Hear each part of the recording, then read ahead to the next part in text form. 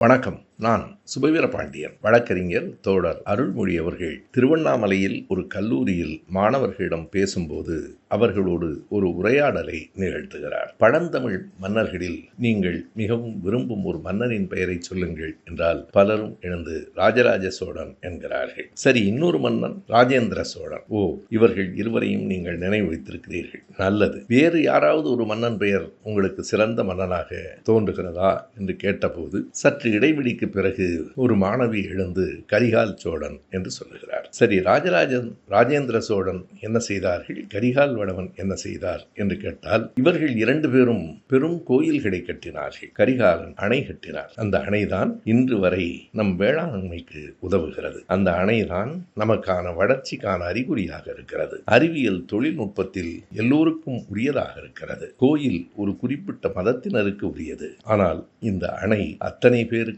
மதம் சாதி கடந்து உரியது. பாருங்கள், நாம் கோயில் கட்டிய மன்னர்களைத்தான் நினைவு வைத்திருக்கிறோம். அணை கட்டிய மன்னரை ஏன் மறந்துவிட்டோம் என்று கேட்டிருக்கிறார். இது ஒரு பாடம்.